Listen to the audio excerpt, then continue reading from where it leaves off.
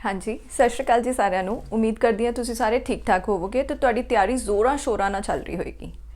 ਅਗਰ ਤੁਸੀਂ ਮੇਰੇ ਚੈਨਲ ਨੂੰ ਹਜੇ ਤੱਕ ਸਬਸਕ੍ਰਾਈਬ ਨਹੀਂ ਕੀਤਾ ਤੇ ਪਲੀਜ਼ ਬੈਲ ਆਈਕਨ ਤੇ ਕਲਿੱਕ ਕਰੋ ਤੇ ਫਟਾਫਟ ਚੈਨਲ ਨੂੰ ਸਬਸਕ੍ਰਾਈਬ ਕਰੋ। ਅਸੀਂ ਟੌਪਿਕ ਸਟਾਰਟ ਕੀਤਾ ਹੋਇਆ ਸੀ ਰੇਸ਼ੋ ਐਂਡ ਪ੍ਰੋਪੋਰਸ਼ਨ। ਅਗਰ ਤੁਸੀਂ ਇਹਦੀ ਕਲਾਸ 1 ਨਹੀਂ ਦੇਖੀ ਤੇ ਸਭ ਤੋਂ ਪਹਿਲਾਂ ਜਾ ਕੇ ਕਲਾਸ 1 ਦੇਖ ਕੇ ਆਓ।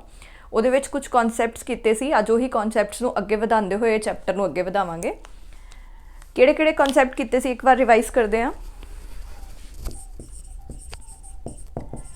Ratio and proportion.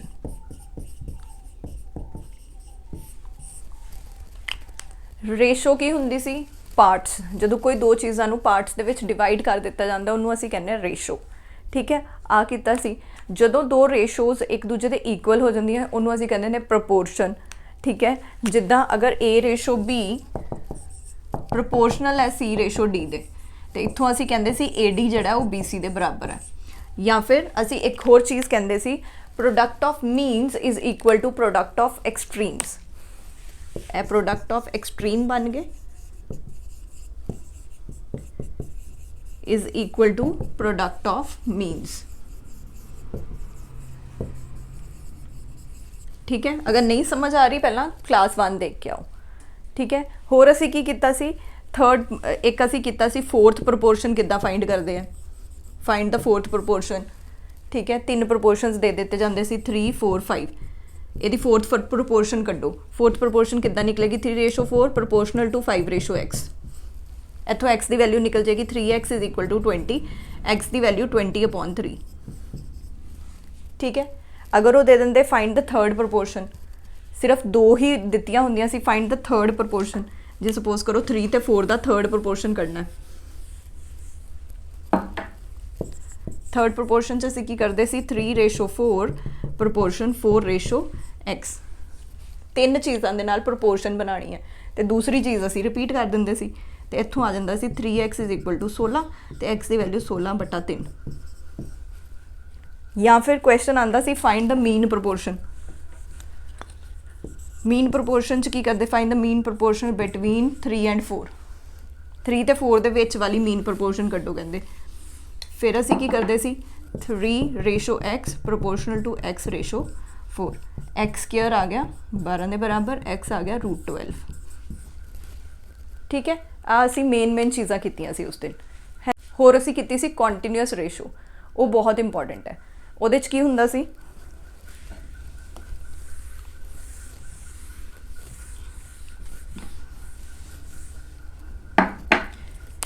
A/B दिता है 7/5। B/C दिता है 15/20। तो असीं कहंदे सी A/B/C कट दो। की करते सी B दे पार्ट इत्थे 5 है इत्थे 15 है। B दे पार्ट सेम बनाने वास्ते असीं की करना सी *3। अगर *3 करना तो इनू भी *3 करना पेगा। 21/15 तो आ गया 15/20 तो आ गया सी 21/15/20। यह आंसर आ गया। नहीं समझ आया मैं एक शॉर्टकट कराया सी 7/5 15/20 लिख लेना। क्रॉस मल्टीप्लाई कर देना 7 × 15 रेशो 15 × 5 रेशो 5 × 20। हुण देखो तिन्नां च की चीज़ कॉमन है। किहड़े टेबल ते कटिंग हो सकती 5 के टेबल ते 5 3 = 15। 5 इत्थों कट्टिया गया 5 इत्थों कट्टिया गया की बन गया 21/15/20। ਤਾਂ भी आंसर यही आया। जिवें मर्जी कर लो ਤੁਹਾਡੇ उत्ते आ A/B/C बस कढ़नी आनी चाहिए है। ठीक है, हुण एक कॉन्सैप्ट रह गया सी साडे कोल फाइंड द इनवर्स रेशो कि किसी भी रेशो का इनवर्स किवें कढ़ना है। ठीक है, देखो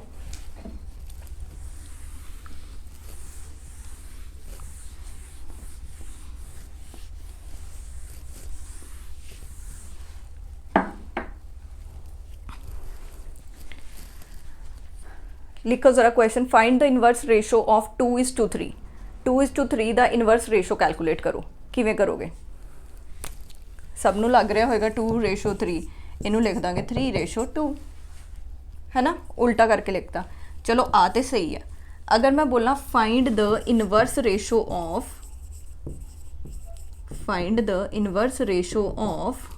पहला क्वेश्चन सी 2:3 ਉਹਦਾ ਤੇ ਆਨਸਰ ਤੁਸੀਂ 3:2 ਲਿਖਤਾ 2:3:4 ਇਹਦਾ ਆਨਸਰ ਕੀ ਹੋਊਗਾ? ਕੀ ਕਰੋਗੇ ਇਹਦੇ ਆਨਸਰ ਦੇ ਵਿੱਚ? 4:3:2 ਇਨਵਰਸ ਇਹ ਬਣੇਗਾ? ਗਲਤ ਹੈ, ਨਹੀਂ ਬਣੇਗਾ। 2 ਦੇ ਕੇਸ 'ਚ ਤੇ ਚੱਲ ਜਾਂਦਾ ਇਹ ਵਾਲਾ ਤੁੱਕਾ, 3 ਦੇ ਕੇਸ 'ਚ ਨਹੀਂ ਚੱਲਦਾ। ਕਿਵੇਂ ਕਰਾਂਗੇ?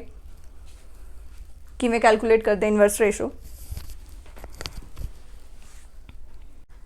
ਅੱਗੇ ਜਾਣ ਤੋਂ ਪਹਿਲਾਂ ਅਗਰ ਤੁਸੀਂ ਮੇਰੀ ਵੀਡੀਓ ਨੂੰ ਹਜੇ ਤੱਕ ਲਾਈਕ ਨਹੀਂ ਕੀਤਾ ਤੇ ਪਲੀਜ਼ ਵੀਡੀਓ ਨੂੰ ਲਾਈਕ ਕਰ ਦਿਓ ਤੇ ਸ਼ੇਅਰ ਵੀ ਕਰ ਦਿਓ ਆਪਣੇ ਹਰ ਉਸ ਫਰੈਂਡ ਸਰਕਲ ਦੇ ਵਿੱਚ ਜਿਹੜਾ ਗਵਰਨਮੈਂਟ ਜੌਬਸ ਦੀ ਤਿਆਰੀ ਕਰ ਰਿਹਾ। ਠੀਕ ਹੈ, ज़्यादा ਤੋਂ ज़्यादा ਬੱਚੇ ਅਗਰ ਮੇਰੇ ਨਾਲ ਜੁੜੇ ਹੋਣਗੇ ਤੇ ਮੈਨੂੰ ਹੋਰ ਜ਼ਿਆਦਾ ਮੋਟੀਵੇਸ਼ਨ ਮਿਲਦੀ ਹੈ ਕਿ ਮੈਂ ਨਵੀਂ ਤੋਂ ਨਵੀਂ ਵੀਡੀਓ ਲੈ ਕੇ ਜਾਣੀ ਹੈ, ਨਵੇਂ ਤੋਂ ਨਵੇਂ ਟ੍ਰਿਕਸ ਲੈ ਕੇ ਜਾਣੇ ਆ, ਤਾਂ ਕਿ ਮੈਂ ਤੁਹਾਡਾ ਹੌਸਲਾ ਵਧਾ ਸਕਾਂ ਤੇ ਤੁਸੀਂ ਮੇਰਾ ਹੌਸਲਾ ਵਧਾ ਸਕੋ। ਠੀਕ ਹੈ, ਤੇ ਸਟੂਡੈਂਟ ਟੀਚਰ ਇੰਟਰੈਕਸ਼ਨ ਵੀ ਬਹੁਤ ਜ਼ਰੂਰੀ ਹੈ, ਇਸ ਕਰਕੇ ਪਲੀਜ਼ ਕਮੈਂਟ ਜ਼ਰੂਰ ਕਰਿਆ ਕਰੋ।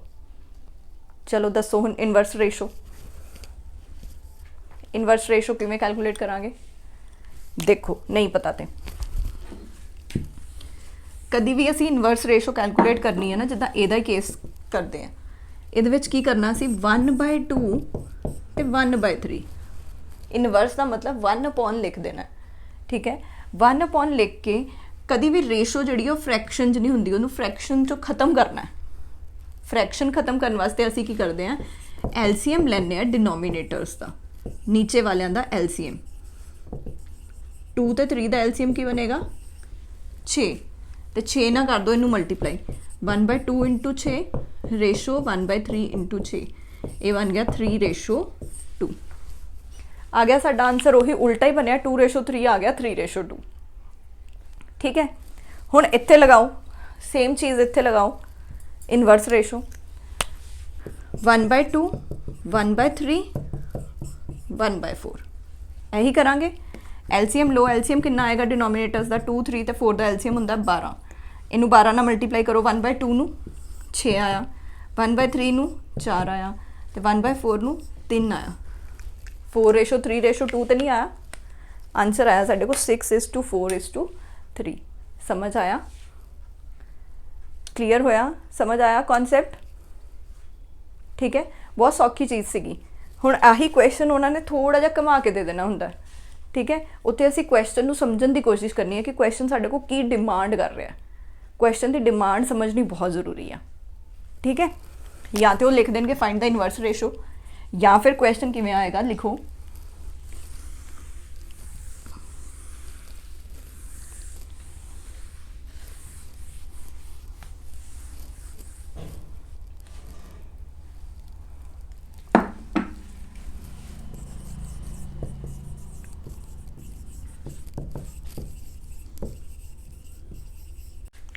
ਹਾਂਜੀ ਕਰੋ ਰੀਡ ਕੁਐਸਚਨ। ਕੀ ਪੁੱਛ ਰਿਹਾ ਕੁਐਸਚਨ ਦੇ ਵਿੱਚ? ਕਹਿ ਰਿਹਾ ਅਗਰ ਰੇਸ਼ੋ ਸਪੀਡਸ ਦੀ 2:3:5 ਹੈ। ਠੀਕ ਹੈ, ਤੁਸੀਂ ਰੇਸ਼ੋ ਕੱਢਣੀ ਹੈ ਟਾਈਮਸ ਦੀ ਅਗਰ ਡਿਸਟੈਂਸ ਸੇਮ ਹੈ। ਹੁਣ ਕੀ ਪੁੱਛਿਆ ਉਹਨਾਂ ਨੇ? ਇਹ ਤੇ ਬਹੁਤ ਘਮਾਤਾ, ਇਹ ਤੇ ਰੇਸ਼ੋ ਦਾ ਕੁਐਸਚਨ ਲੱਗ ਹੀ ਨਹੀਂ ਰਿਹਾ ਹੈ ਨਾ। ਕੀ ਪੁੱਛ ਲਿਆ ਉਹਨਾਂ ਨੇ? ਸਪੀਡ ਦੀ ਰੇਸ਼ੋ ਦਿੱਤੀ ਹੈ। ਠੀਕ ਹੈ, ਤੇ ਟਾਈਮ ਦੀ ਕੱਢਣੀ ਹੈ। ਹੁਣ ਪਹਿਲਾਂ ਤੁਸੀਂ ਰਿਲੇਸ਼ਨ ਲੱਭੋ ਕਿ ਸਪੀਡ ਤੇ ਟਾਈਮ ਦੇ ਵਿੱਚ ਸਿੱਧਾ ਰਿਲੇਸ਼ਨ ਹੁੰਦਾ ਜਾਂ ਉਲਟਾ ਰਿਲੇਸ਼ਨ ਹੁੰਦਾ, ਮਤਲਬ ਡਾਇਰੈਕਟ ਰਿਲੇਸ਼ਨ ਹੈ ਜਾਂ ਇਨਵਰਸ ਰਿਲੇਸ਼ਨ ਹੈ। ਜਿੰਨੀ ਜ਼ਿਆਦਾ ਸਪੀਡ ਹੋਏਗੀ ਅਸੀਂ ਉਨਾ ਘੱਟ ਟਾਈਮ ਦੇ ਵਿੱਚ ਪਹੁੰਚ ਜਾਵਾਂਗੇ, ਕਿਉਂਕਿ ਡਿਸਟੈਂਸ ਸੇਮ ਹੈ। ਜਿੰਨੀ ਜ਼ਿਆਦਾ ਸਪੀਡ ਉਨਾ ਘੱਟ ਟਾਈਮ, ਜਿੰਨੀ ਘੱਟ ਸਪੀਡ ਹੋਏਗੀ ਉਨਾ ਜ਼ਿਆਦਾ ਟਾਈਮ ਲੱਗੇਗਾ। ਦੈਟ ਮੀਨਸ ਇੱਥੋਂ ਸਾਨੂੰ ਇਹ ਪਤਾ ਲੱਗਾ ਕਿ ਸਪੀਡ ਜਿਹੜੀ ਹੈ ਉਹ ਟਾਈਮ ਦੇ ਇਨਵਰਸਲੀ ਪ੍ਰਪੋਰਸ਼ਨਲ ਹੈ। ਤੇ ਅਗਰ ਸਪੀਡ ਦੀ ਰੇਸ਼ੋ ਦਿੱਤੀਆਂ, ਟਾਈਮ ਦੀ ਕੱਢਣੀ ਹੈ, ਅਸੀਂ ਕੀ ਕਰਾਂਗੇ? ਉਹਨੂੰ ਇਨਵਰਸ ਕਰ ਦਾਂਗੇ। ਠੀਕ ਹੈ, ਤੇ ਉਹਨੂੰ ਇਨਵਰਸ ਕਰਕੇ 2 3 5 ਤੇ ਐਲਸੀਐਮ ਕੀ ਆਇਆ? ਬੋਲੋ ਕੀ ਐਲਸੀਐਮ ਆਏਗਾ? 30। 39 ਨੂੰ ਡਿਵਾਈਡ ਕੀਤਾ ਤੇ ਮਲਟੀਪਲਾਈ ਕੀਤਾ, 2 3 5 ਦਾ ਐਲਸੀਐਮ 30 ਆ ਗਿਆ। 30 ਨਾਲ ਮਲਟੀਪਲਾਈ ਕੀਤਾ ਤੇ ਇੱਥੇ 10, ਇੱਥੇ 6। 15:10:6 ਇਹ ਸਾਡੀ ਟਾਈਮਸ ਦੀ ਰੇਸ਼ੋ ਆ ਗਈ। ਸਪੀਡ ਦੀ ਦਿੱਤੀ ਸੀ, ਟਾਈਮ ਦੀ ਅਸੀਂ ਕੈਲਕੂਲੇਟ ਕਰ ਲਈ। ਸੌਖਾ ਹੀ ਸੀ ਅਗਰ ਕਨਸੈਪਟ ਪਤਾ ਹੈ। ਇੱਦਾਂ ਹੀ ਸਾਨੂੰ ਹਰ ਚੈਪਟਰ ਦੇ ਵਿੱਚ ਨਵੇਂ ਤੋਂ ਨਵਾਂ ਕਨਸੈਪਟ ਪਤਾ ਲੱਗਦਾ ਜਾਇਆ ਕਰੇਗਾ ਤੇ ਅਸੀਂ ਆਪਣੇ ਕੁਐਸਚਨ ਸੋਲਵ ਕਰ ਪਾਵਾਂਗੇ। ਸਾਰੇ ਜਿਹੜੇ ਚੈਪਟਰ ਹੈ ਨਾ, ਇੱਕ ਵਾਰ ਉਹਨਾਂ ਨੂੰ ਸਮਝਣਾ ਬਹੁਤ ਜ਼ਰੂਰੀ ਆ। ਠੀਕ ਹੈ, ਅਗਰ ਇਹੀ ਕੁਐਸਚਨ ਘੁਮਾ ਕੇ ਦੇ ਦਿੰਦੇ, ਅਗਰ ਸਪੀਡ ਦੀ ਰੇਸ਼ੋ ਗਿਵਨ ਹੈ ਤੇ ਤੁਸੀਂ ਰੇਸ਼ੋ ਕੱਢਣੀ ਹੈ ਡਿਸਟੈਂਸ ਦੀ, ਤੇ ਇਸ ਵਾਰੀ ਟਾਈਮ ਸੇਮ ਹੈ।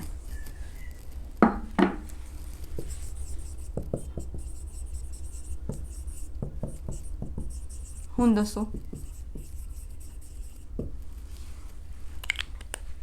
ਹੁਣ ਕੀ ਆंसर आएगा बोलो अगला क्वेश्चन आए की आंसर आएगा ਇਹਦਾ आंसर जिन्नी ज़्यादा स्पीड उन्ना ज़्यादा डिस्टेंस कवर होएगा है ना same time they which time same रखना है जिन्नी ज़्यादा स्पीड होएगी उन्ना ज़्यादा डिस्टेंस कवर होएगा जिन्नी घट स्पीड होएगी उन्ना घट डिस्टेंस कवर होएगा दैट मीनस जो स्पीड्स की रेशो है वही डिस्टेंस की रेशो रहेगी अगर सीधा सीधा रिलेशन है तो वही सेम रेशो रही है अगर उल्टा रिलेशन है तो उन्होंने इनवर्स कर दीदा है बस इन्नी क गल याद रखनी है समझ आया अगे चलिए चलो हुण अज असीं कुछ क्वेश्चनस करांगे कॉन्सैप्ट ऑलमोस्ट असीं कर लिया हुण क्वेश्चनस करते जावांगे फिर तुहानूं अपने आप समझ आ जाना कि रेशो एंड प्रपोर्शन च की चीज़ है ठीक है चलो देखो पहला क्वेश्चन बड़ा ईजी है करवाया सी कल भी इदां दा क्वेश्चन मैं लैंड वाली एग्जाम्पल दे नाल कराया सी कह रहे 1 नूं दो रेशोज़ दे विच डिवाइड करना 8:3 दो पार्ट्स दे विच डिवाइड करना रेशो हैगी 8:3 हुण देखो फर्स्ट पार्ट की बनेगा मैं कि दस्सिया सी पहले पार्ट को किन्ने पार्ट्स है 8 टोटल थल्ले पार्ट किन्ने बनणगे 11 मल्टीप्लाई टोटल वैल्यू कितनी है 1 कड्डियो जरा इहदा आंसर की आऊगा लेट्स सी तुहाडा आंसर सही आंदा कि नहीं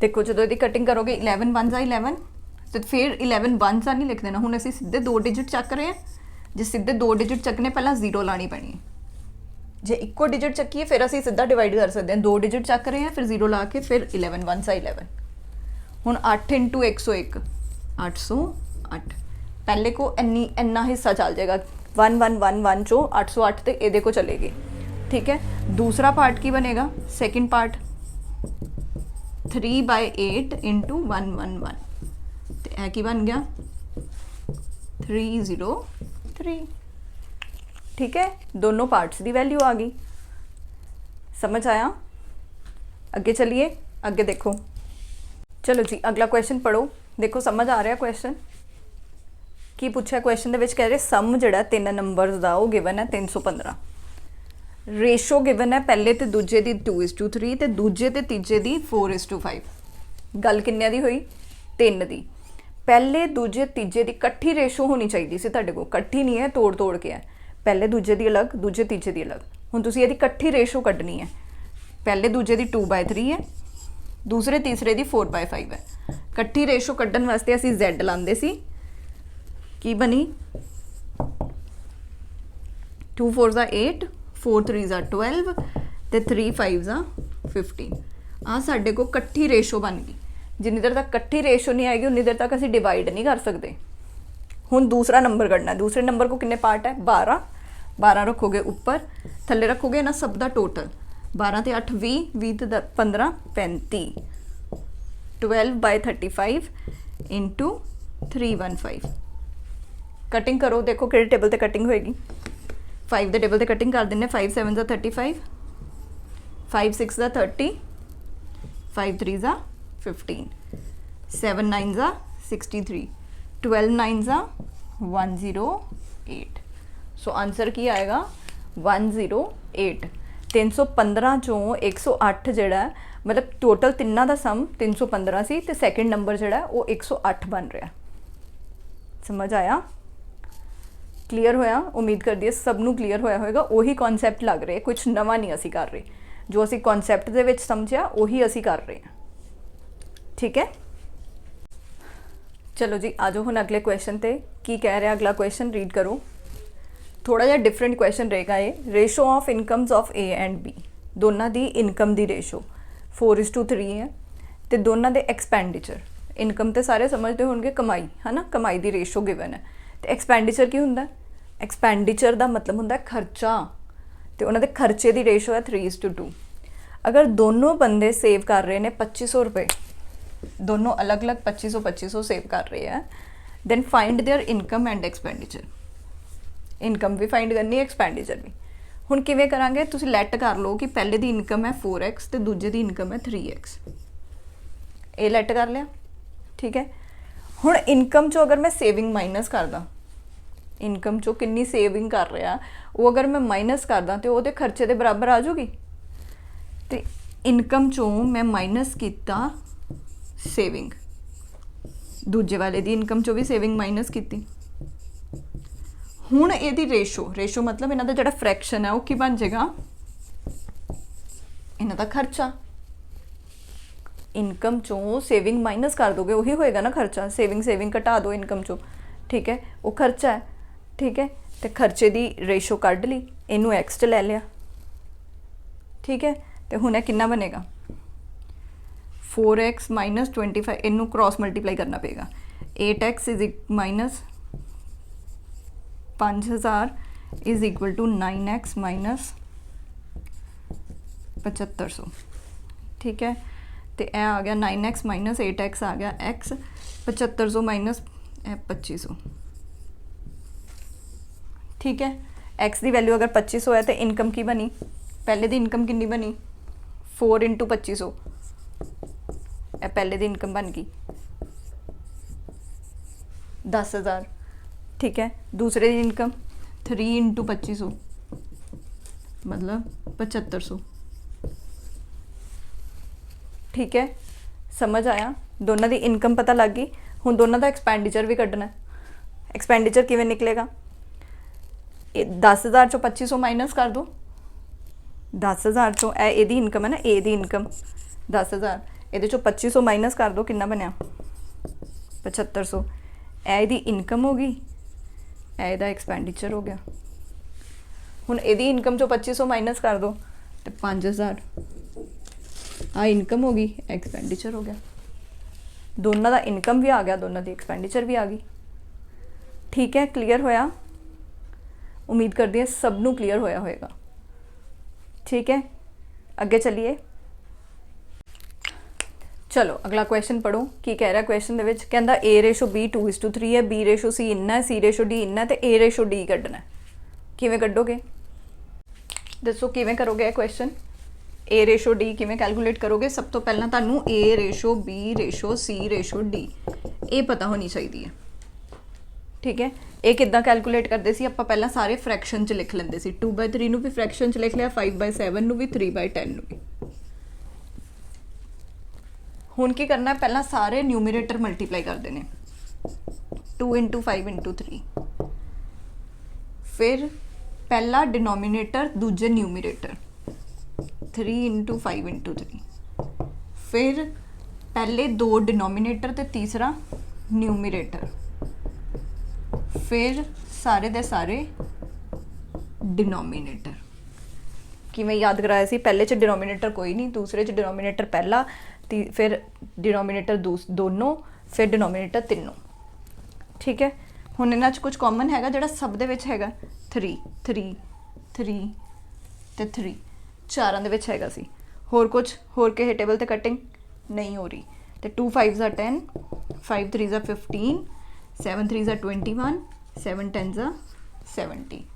तो A रेशो D कितनी आई, A आया 10, D आया 70। यदि फिर तो कटिंग हो रही है, तो A रेशो D आ गई साढ़े को 1:7। बहुत ही सौखा सी अगर तुहानू कॉन्सैप्ट आंदा सी। अगर कॉन्सैप्ट आंदा होएगा तो बहुत ही सौखी हो जांदियां चीज़ां, ते नाले इन्ना कुछ लंबा करना भी नहीं पिया क्योंकि सानू शॉर्टकट भी आंदा सी, D0 D1 D2 D3, ठीक है। चलो अगे चलो जी, अगले क्वेश्चन लाओ हुण दिमाग। हुण मेन क्वेश्चन आ गया, हुण जिथे तुहाडा दिमाग अपना तुसीं यूज़ करना है वो वाले क्वेश्चन आ गए हैं, ठीक है। 1/2 ऑफ A जिहड़ा इन्ने दे बराबर है, तो आ जिहड़ी चीज़ है 1/3 ऑफ C दे बराबर है। कढ़ना की है, A ratio B ratio C, ये चीज़ असीं कैलकुलेट करनी है। हुण तुसीं खुद सोचो, जदों असीं ये चीज़ कैलकुलेट करते सी साडे कोल की हुंदा सी, असीं Z नहीं लांदे सी, एक A/B पता होना चाहिए सी ते B/C पता होना चाहिए सी। हुण आही चीज़ असीं पता करनी है। किवें पता होएगी, पहली वाली इक्वेशन चक्को, सिर्फ पहलियां दो इक्वेशन चक्को। 1/2 A दा मतलब A/2 ते एदा मतलब 2B/5। इत्थों A/B बन गया, आ 2 उपर लै जाओ, 4/5। A/B की वैल्यू आ गई 4/5, लिखती। हुण B/C बनाने वास्ते तुसीं आ चकना,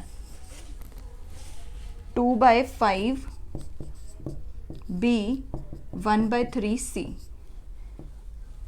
B इत्थे रखो, C नीचे ले आओ, 5 ऊपर ले जाओ तो 2 नीचे ले आओ, तो B/C क्या आ गया 5/6। हूँ ला दो Z। 4 5 ज़ा 20, 5 5 ज़ा 25, 5 6 ज़ा 30। सारे तो सारे 5 ਦੇ ਟੇਬਲ 'ਚ ਆ ਰਹੇ, 5 ਦੇ ਟੇਬਲ 'ਤੇ ਕਟਿੰਗ ਕਰ ਦੋ। ਸੋ ਆਂਸਰ ਇਜ਼ 4:5:6। ਠੀਕ ਹੈ, ਅਸੀਂ ਸੇਮ ਕਨਸੈਪਟ ਲਗਾਇਆ, ਜੋ ਅਸੀਂ ਕਨਸੈਪਟ ਸਿੱਖੇ ਸੀ ਉਹੀ ਸੇਮ ਕਨਸੈਪਟ ਲਗਾਇਆ, ਬਸ ਥੋੜਾ ਜਿਹਾ ਦਿਮਾਗ ਲਗਾਉਣਾ ਕਿ ਅਗਰ ਉਹ ਕੁਐਸਚਨ ਘੁਮਾ ਕੇ ਦੇ ਦੇਣ ਤੇ ਅਸੀਂ ਉਹਨੂੰ ਕਿੱਦਾਂ ਡੀਲ ਕਰਨਾ ਉਸ ਕੁਐਸਚਨ ਦੇ ਨਾਲ। ਠੀਕ ਹੈ, ਉਮੀਦ ਕਰਦੀ ਹਾਂ ਸਭ ਨੂੰ ਕਲੀਅਰ ਹੋਇਆ ਹੋਏਗਾ। ਤੇ ਇਹ ਸੀਗੇ ਸਾਡੇ ਕੁਝ ਕੁਐਸਚਨਸ, ਬੇਸਿਕ ਜਿਹੇ ਕੁਐਸਚਨਸ ਰੇਸ਼ੋ ਐਂਡ ਪ੍ਰਪੋਰਸ਼ਨ ਦੇ। ਇਹਦੇ ਹਾਈ ਲੈਵਲ ਦੇ ਕੁਐਸਚਨਸ ਅਸੀਂ ਨੈਕਸਟ ਵੀਡੀਓ 'ਚ ਕਵਰ ਕਰਾਂਗੇ। ਉਨੀ ਦੇਰ ਤੁਸੀਂ ਇਹਨਾਂ ਕੁਐਸਚਨਸ ਦੀ ਪ੍ਰੈਕਟਿਸ ਕਰੋ। ਠੀਕ ਹੈ, ਮਿਲਾਂਗੇ ਫਿਰ ਨੈਕਸਟ ਵੀਡੀਓ ਦੇ ਵਿੱਚ। ਸਤਿ ਸ਼੍ਰੀ ਅਕਾਲ।